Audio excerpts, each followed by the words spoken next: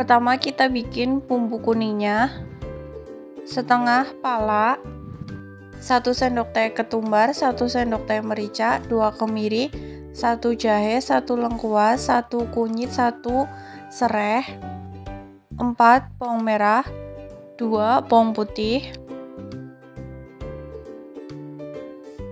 Untuk ngelusinnya aku pakai blender kecil.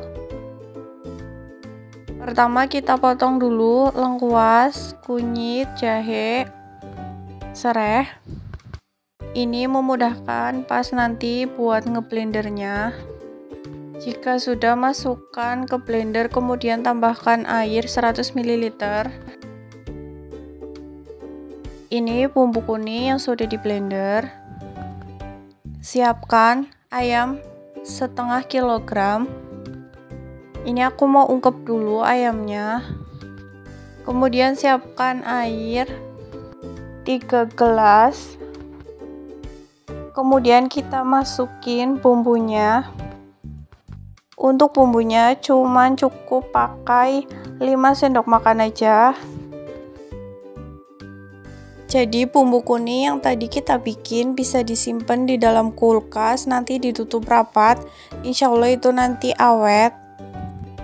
Bisa dimasak dulu bumbunya biar awet.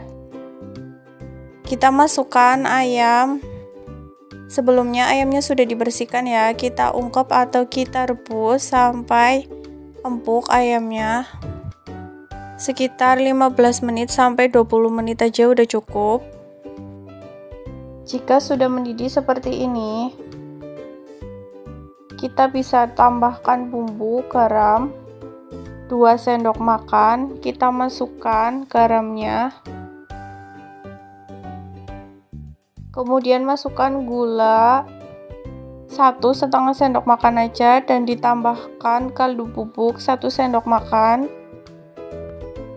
Kita masak sampai airnya agak menyusut, sambil sesekali kita aduk.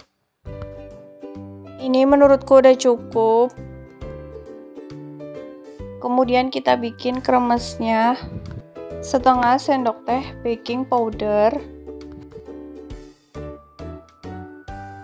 kemudian 1 butir telur. Ini kuning telurnya aja ya yang aku pakai. 2,5 gelas air ungkepan ayam tadi, 10 sendok makan tepung tapioka, 2 sendok makan tepung beras. Pertama kita masukkan 10 sendok makan tepung tapioka dan 2 sendok makan tepung beras. Tambahkan setengah sendok teh baking powder.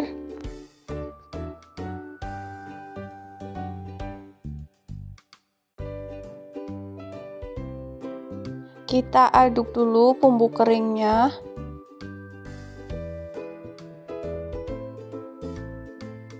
Kemudian kita tambahkan air ungkepan ayam sedikit demi sedikit,